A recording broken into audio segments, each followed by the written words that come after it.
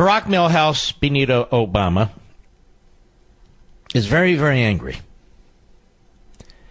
because President Donald Trump has reversed about 75% of the 8 years of Obama.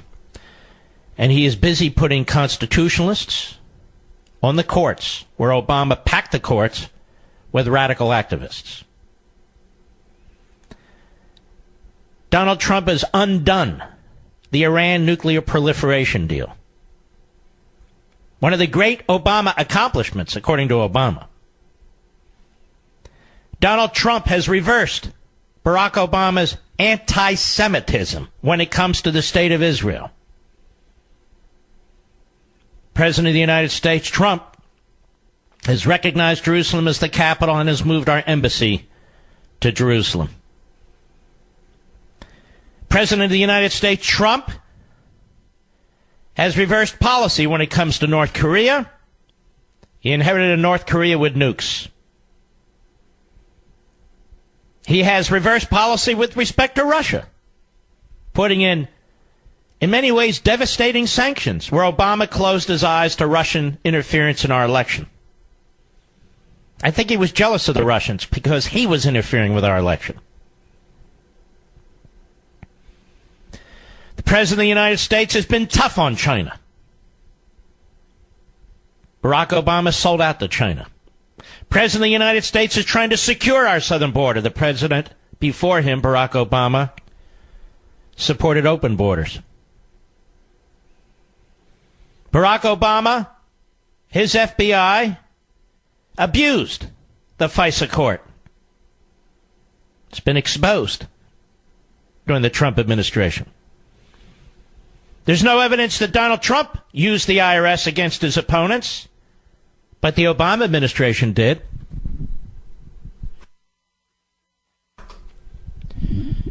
Barack Obama destroyed our health care system, and today he's calling for Medicare for all, like a good socialist. Donald Trump is still trying to eliminate Obamacare. And we could go on, couldn't we?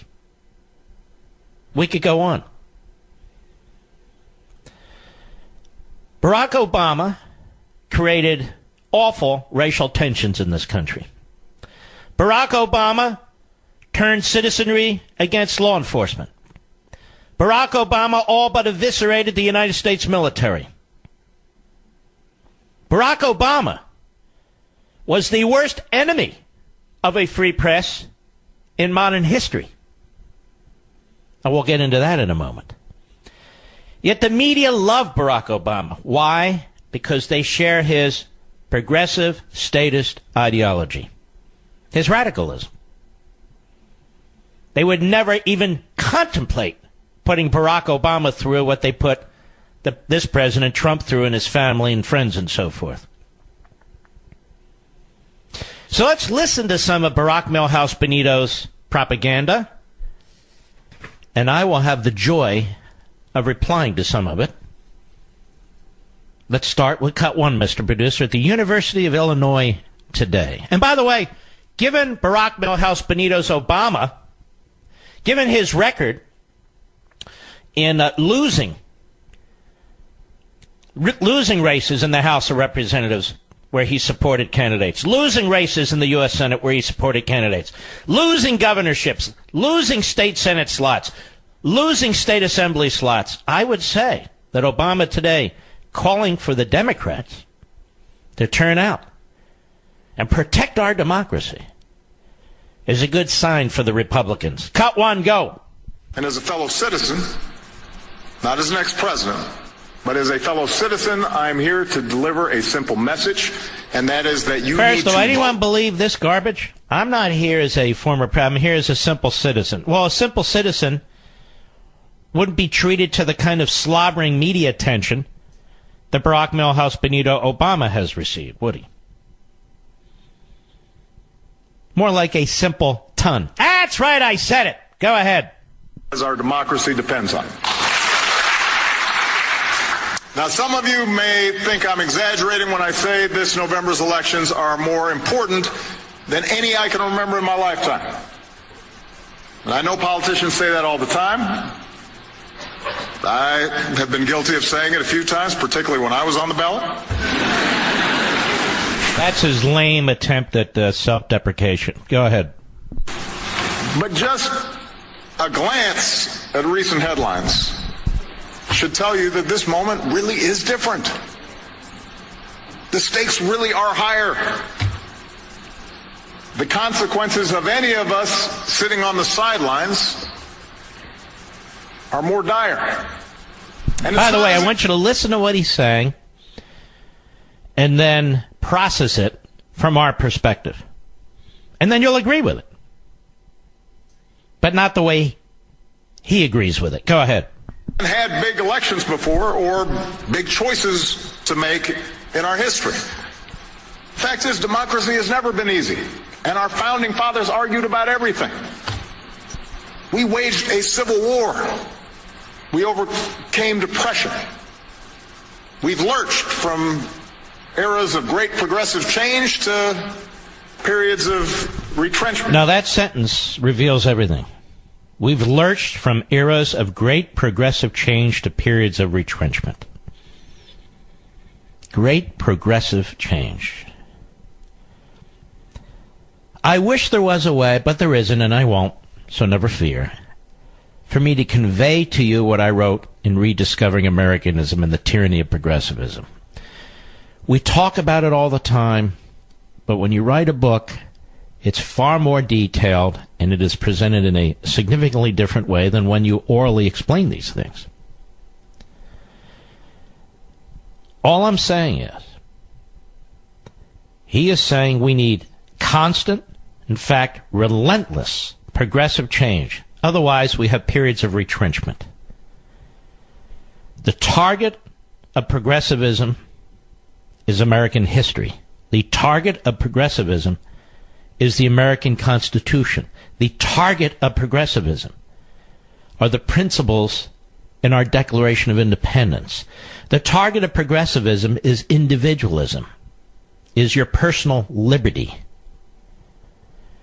When it comes to abortion, they talk about a choice, freedom, privacy. When it comes to your liberty, they never talk about any of that. Your actual, everyday liberty.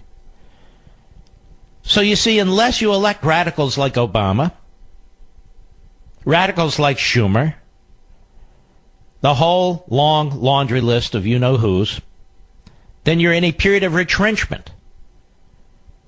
And yet, ladies and gentlemen, it is the structure of the Constitution which has as its purpose to limit government.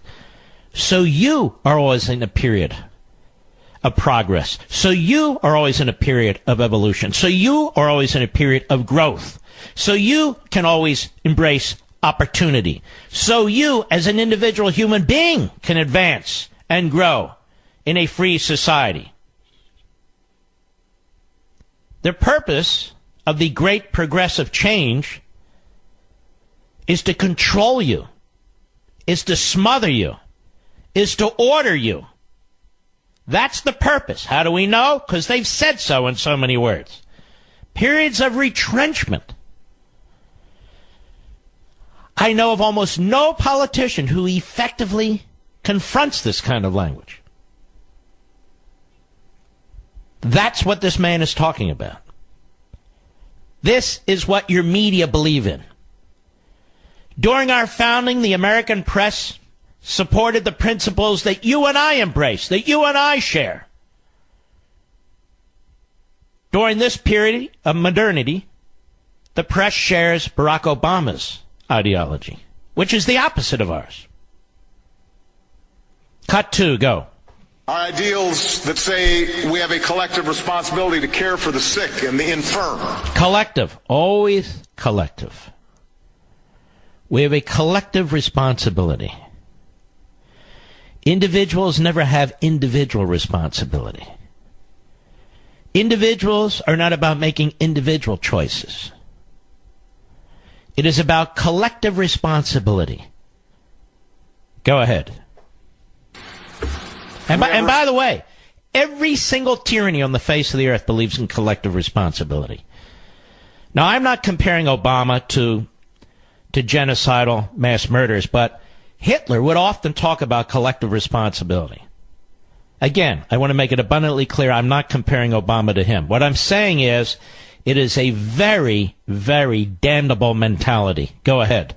Amazing bounty, the natural resources of this country and of this planet for future generations. Each time we've gotten closer to those ideals, somebody somewhere has pushed back. Right, because we do not believe in abandoning American sovereignty for international governing institutions. And that's what's meant by globalism, not economically, politically. That's why Obama skirted the treaty clause. That's why Obama supported these so-called climate change international arrangements, to impose the will of international leftists on the American people, to go outside the constitutional structure in order to impose on the American people something that they do not will. Go ahead. The status quo pushes back. Sometimes the backlash comes from people who are genuinely... Now listen to that. The status quo pushes back. Some of you read Ameritopia, and I pointed out the status quo, meaning our constitutional system, is always to be attacked, is always to be degraded, is always to be defamed. Just around the corner is utopia. Just around the corner. If you would just surrender more of your wealth, if you would just surrender more of your time, if you would just surrender your personal selfishness, if you would just surrender yourself to this collective responsibility, well, by God,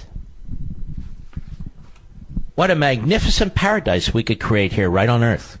You know, like Cuba and North Korea. Go ahead.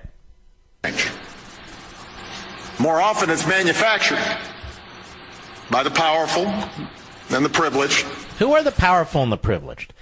It seems to me there's been a revolution in this respect, a big change, a big earthquake. The powerful and the privileged, for the most part, are no longer in the private sector. The powerful and the privileged are in the government sector. The government has more power than any combination of entities in the private sector, period. Because government power comes at the point of laws. Private sector, it's voluntary arrangements. Some good, some bad, some indifferent. It depends who you are and what you think. But the powerful and the privileged are the people in Washington, D.C., the politicians, their staffs, the bureaucrats, the media. They are the powerful. They are the privileged. They drive the future of the country. Lots more. I'll be right back. Let us continue where we left off, shall we? Yes, we shall. Barack Milhouse Benito Obama at the University of Illinois today with his Castro-like speech. Go. More often it's manufactured by the powerful and the privileged who want to keep us divided and keep us angry and keep us cynical because that helps them maintain the status quo and keep their power and keep their privilege. Now, what the hell is he talking about here? Who's dividing whom? Who's dividing whom in this country? Who is it? Which party is a party of disparate parts that has to be brought together during the course of a campaign through hyperbole and propaganda and demagoguery? It's the Democrat Party. It's a party that was molded by Franklin Roosevelt. Disparate parts. People who always have a chip on their shoulder. People who always believe they're being screwed. People who always believe somebody owes them something. Is that not the heart and soul of the message of the Democrat Party? Is that not what we hear from Benito Obama endlessly? Yes. And Obama, like Saul Alinsky, like Marx, like the rest of them, he takes who he is and what he stands for and twists it, spins it, and projects it on his targets, on his opponents. Go ahead. And you happen to be coming of age during one of those moments. It did not start with Donald Trump. He is a symptom, not the cause. Now, this kind of egomaniacal lecturing is par for the course when it comes to Obama. And look at how disrespectful he is. Trump is a symptom, not a cause, ladies and gentlemen. No, Trump is the president, you jackass, and we voted for him. And the nation elected him president, just as the nation elected you president.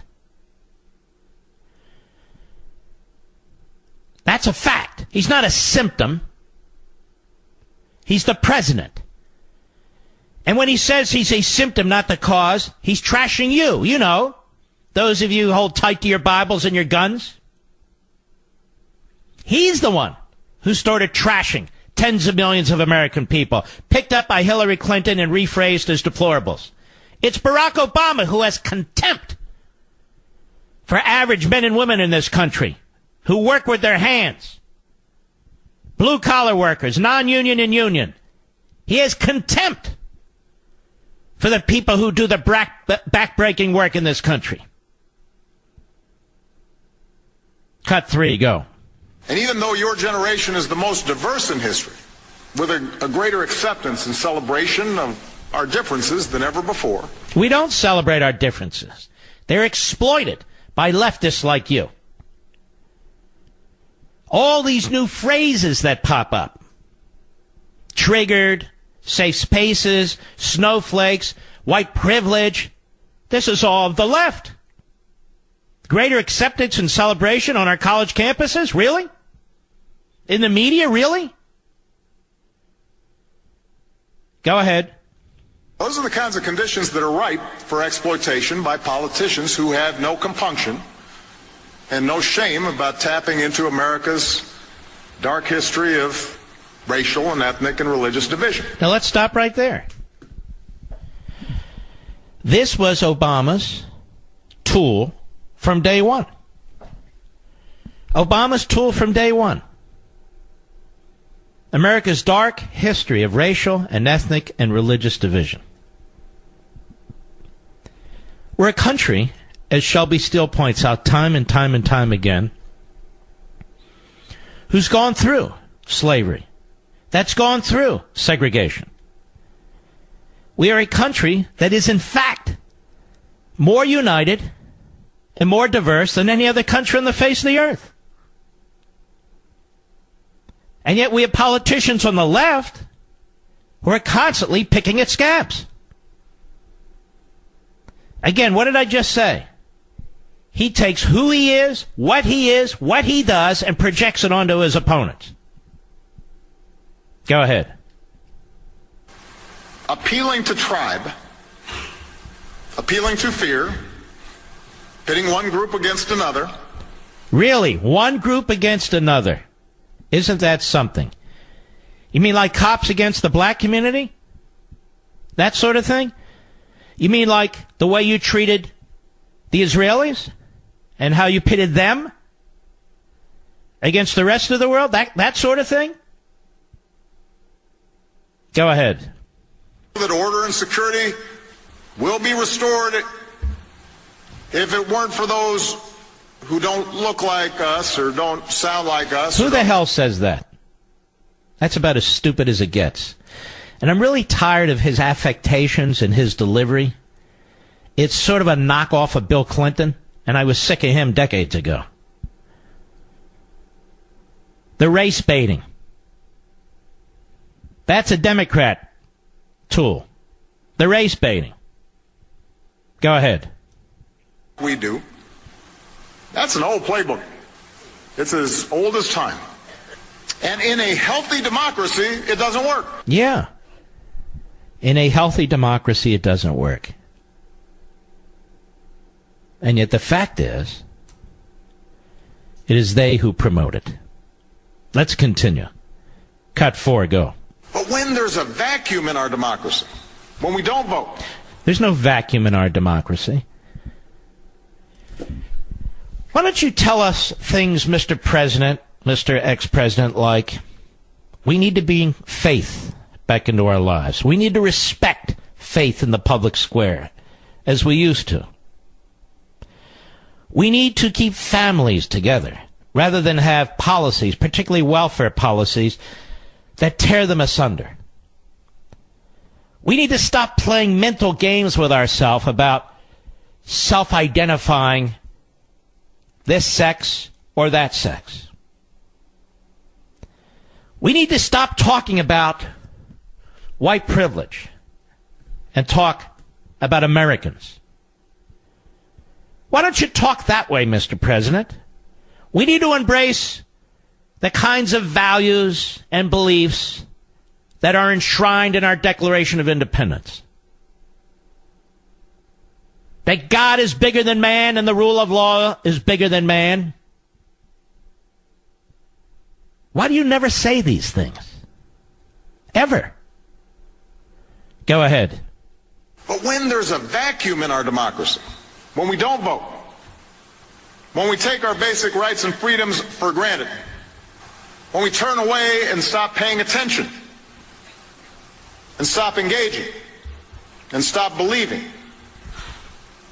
and look for the newest diversion, the electronic versions of bread and circuses, then other voices fill the void.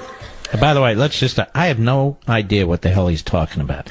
These are platitudes. He didn't write them.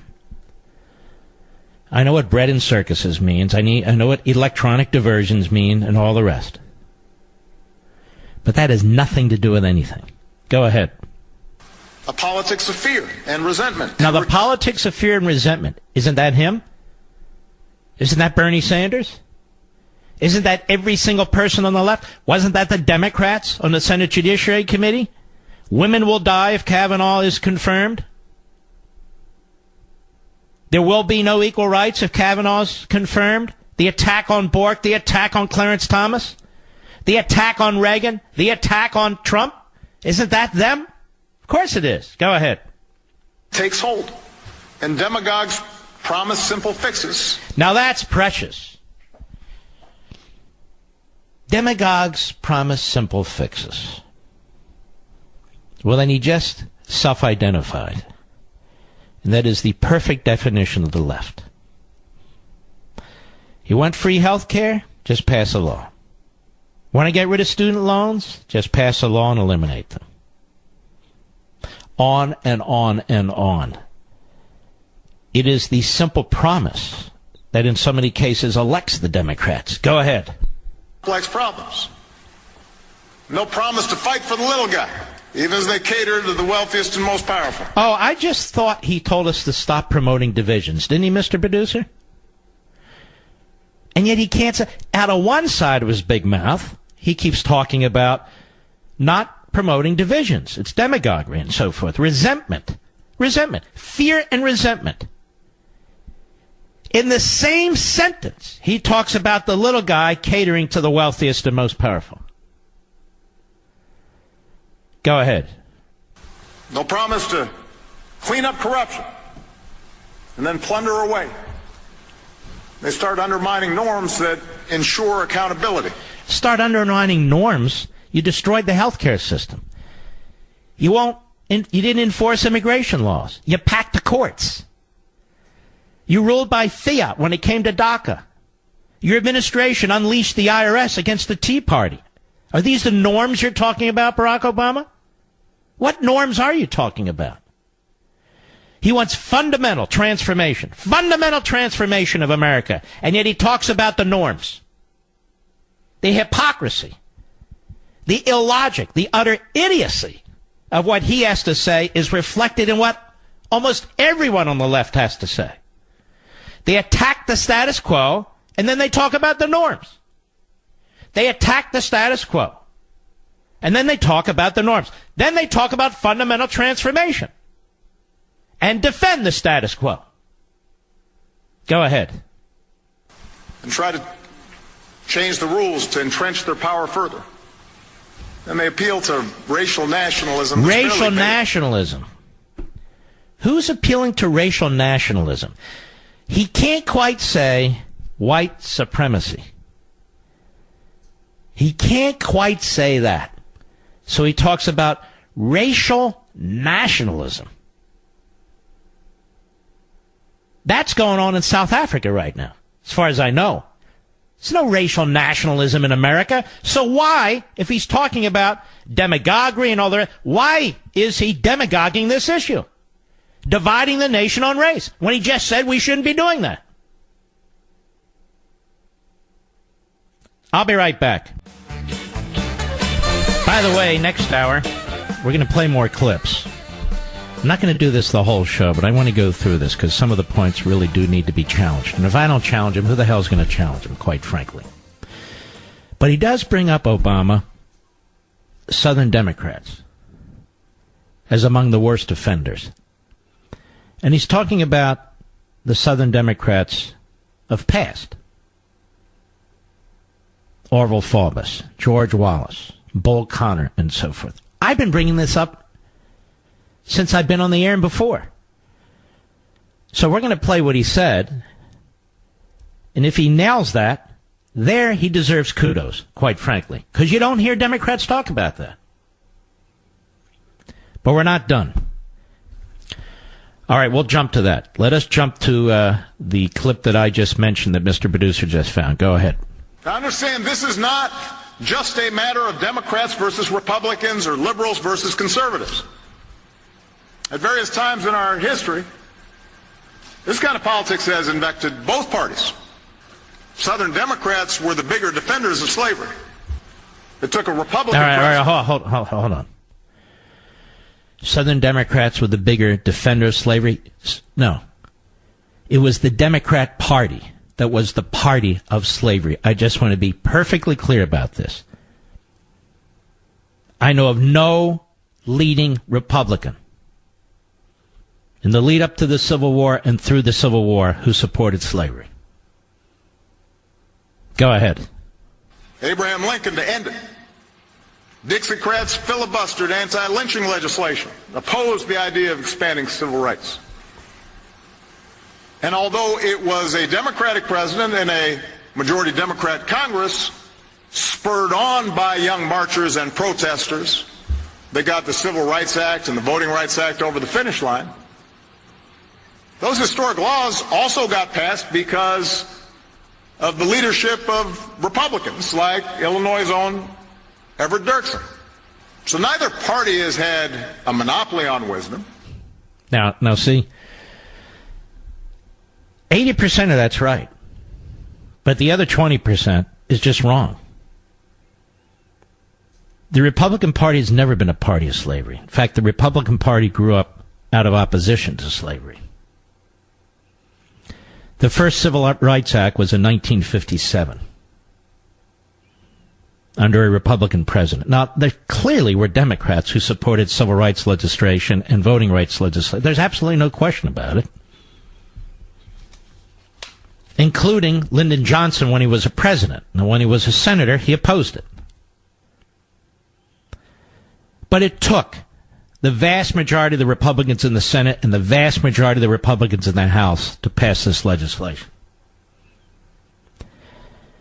But at least he does acknowledge it as a fact. A historical fact. Which we talk about here all the time. My problem with Obama is his ideology. I don't believe his ideology helps human beings of any race.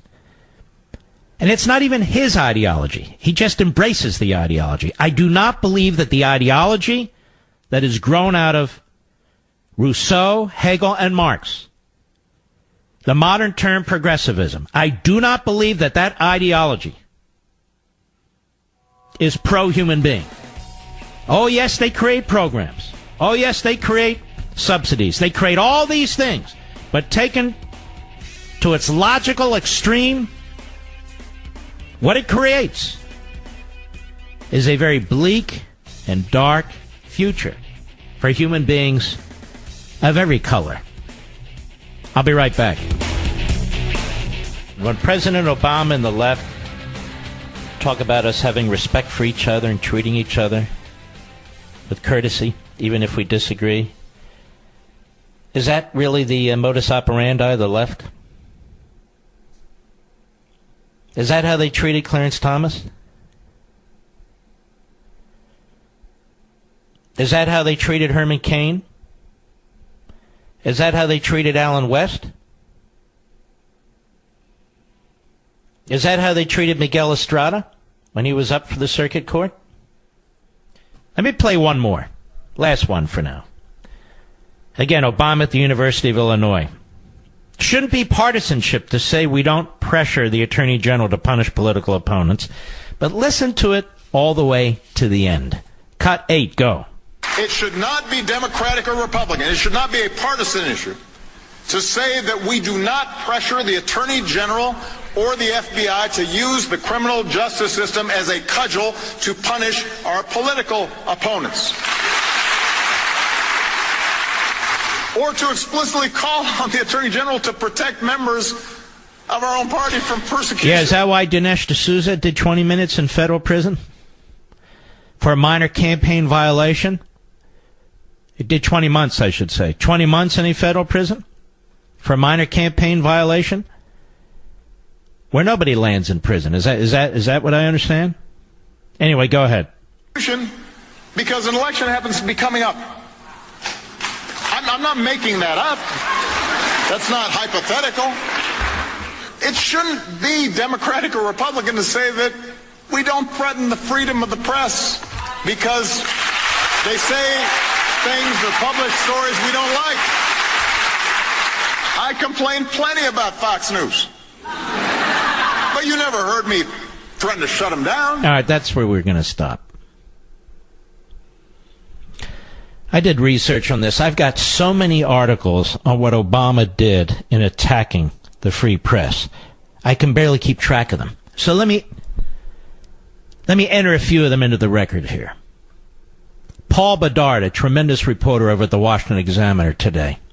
Flashback, Obama prosecuted staff leakers, gave lie detector tests. Paranoid. Should President Trump need a model to use to track down leakers inside his administration? What does it have to, stay with me, like the anonymous insider who challenged his authority in the New York Times op-ed, he need go no further than the Obama administration that prosecuted leakers and shut out the media. According to reports at the time from even the New York Times, and that is New York Times journalists, no administration was tougher on leakers and punishing to the media than Obama's.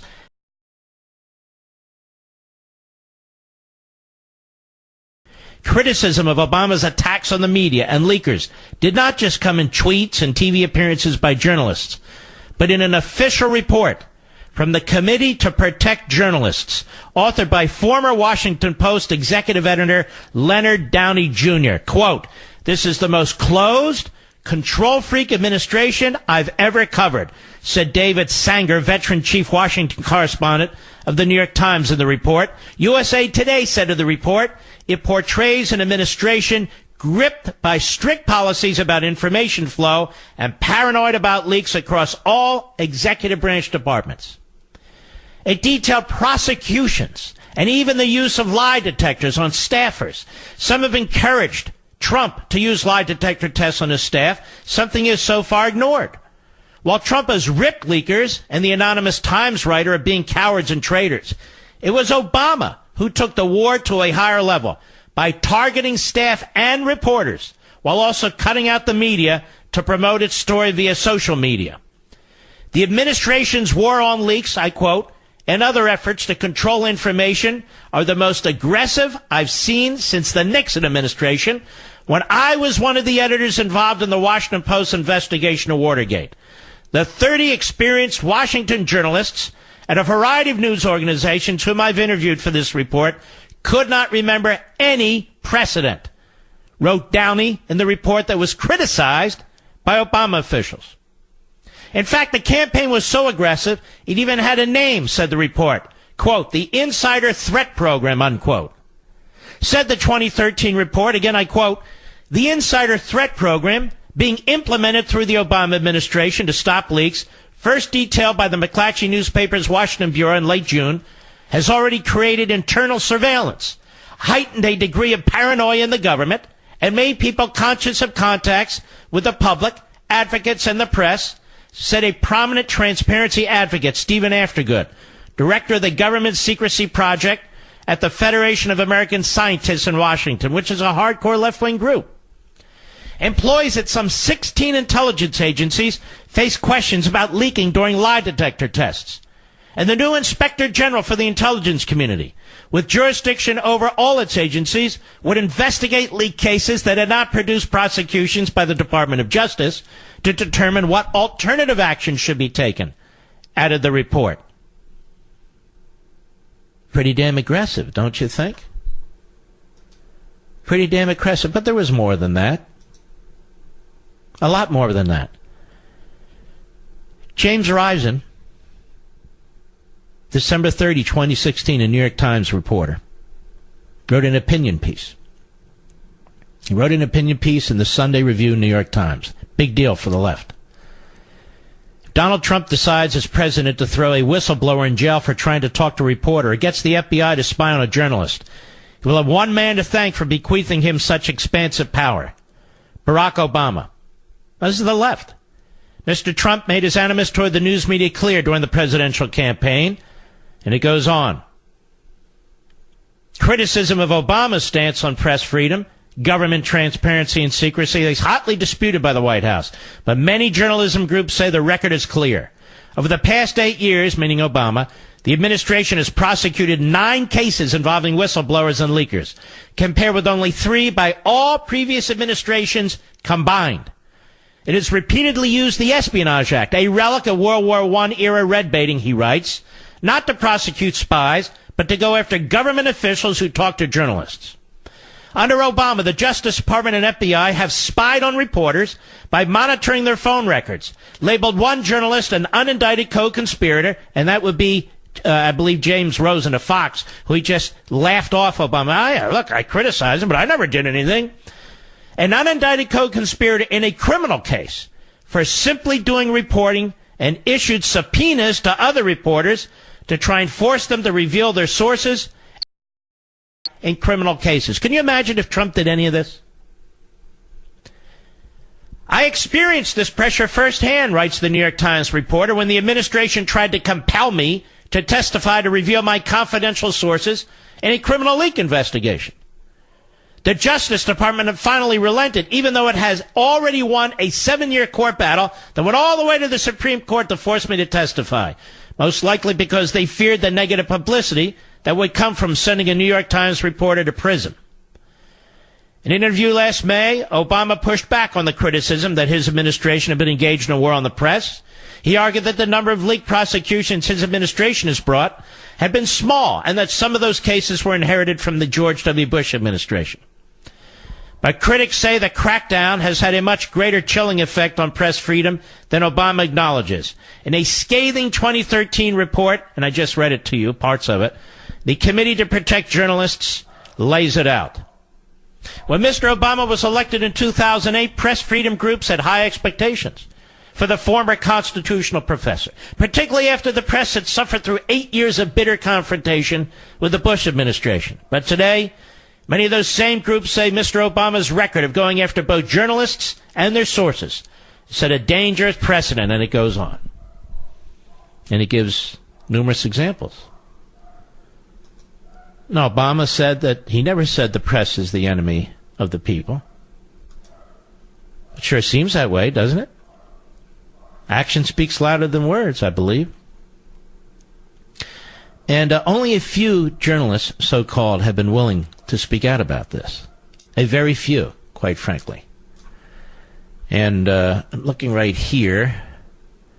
One moment here. Yeah. And there are examples I haven't even touched on. The Associated Press reporters had their cell phones surveilled. James Rosen, who I just spoke about, reporter for Fox, he had his cell phone calls intercepted. And by the way, that included his parents. This is the problem with Obama. This is the problem. And by the way, not just with Obama. This is the problem with the autocratic left. Everything is to be seen through the eyes of government. The economy, social welfare, the culture. The government must intervene. The government must be ubiquitous. That's not what the Constitution says. Constitution says the opposite. It says the opposite. And here's the deal. The bigger the government gets, the more all people are threatened. All people are threatened. I have a number of you who listen to this program regularly. Got a buddy out there by the name of Stephen. I want to recommend that he read my book, Ameritopia, at least the first 2 chapters. Read the first 2 chapters. I'll be right back. Mark Levin. Bill in New Jersey, the great WABC. Go.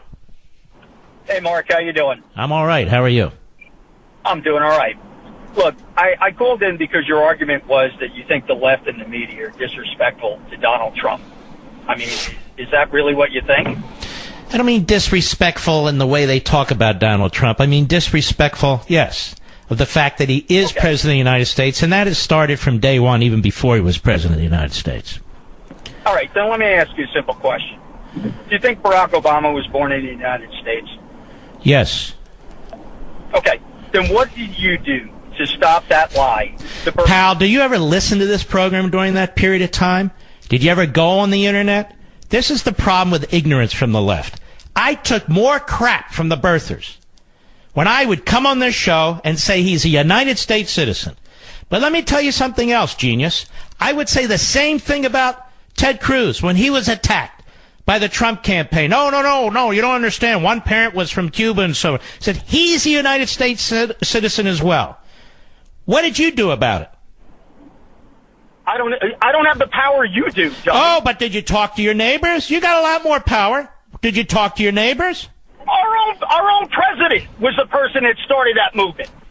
And I just heard Barack Obama say that the Democrat Party was more responsible for slavery than the Republican Party. The Republican Party had nothing to do with slavery. Let me ask you a question. Oh, listen, everybody. Now he doesn't care.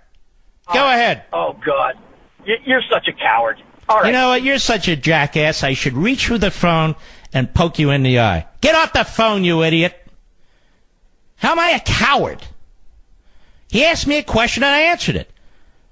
I said, of course he's a citizen. But you see, ladies and gentlemen, that's why. Can't we just sit down and get along and discuss these things? Even libertarians and Republicans, you all have to agree that our democracy is threatened by Donald Trump, who's never lifted a finger against the media like Barack Obama. This guy didn't give a damn. Let me give you some more great examples of the great Barack Obama and the Democrats. The D.C. Circuit Court of Appeals. They didn't like the fact that that court had more people appointed on it by past Republican administrations than Democrat administrations. So you know what they did? They added seats to the court. They packed the D.C. Circuit Court. Exactly what FDR tried to do in the U.S. Supreme Court, and his own party said no.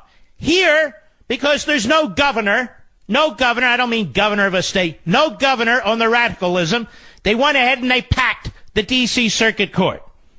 Isn't that a big deal? No, it's not a big deal. How about DACA?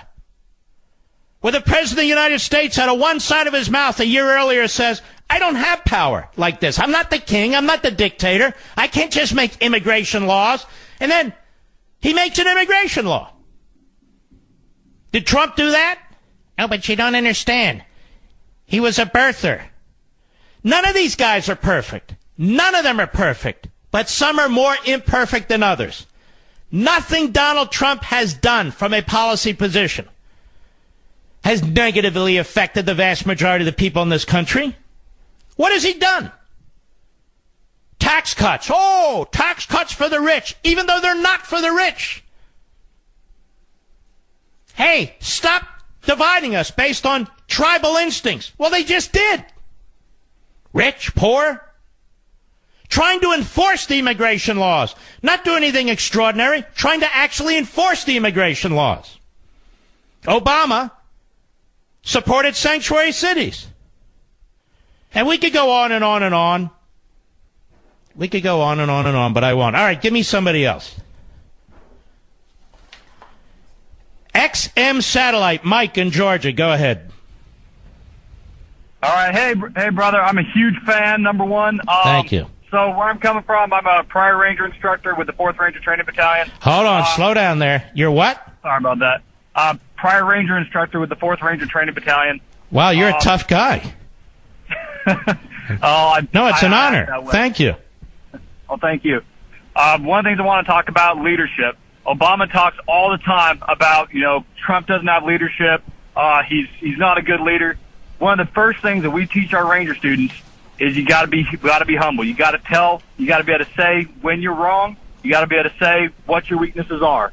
That is one thing that Obama absolutely could not do at any time during his presidency. Mm-hmm. Very true. And I want to thank you for your service, sir. I appreciate it. Let's see. Brett, Lebanon, Tennessee, XM Satellite. Go. Hey, thanks, Mark. Great job. Go ahead, Brett. Down as always. I wanted. Are we still on the air, Mr. Producer? I'm right here. Are you there, Brett? I can't hear Brett. Let's try somebody else. Joe, Long Island, New York. Go ahead, Joe. Yeah, hey, Mark. I can't hear Joe either. Am I having headphone problems now again? I'll tell you what, we're going to take an early break. We'll let everybody know, the affiliates down the line, and we'll be right back.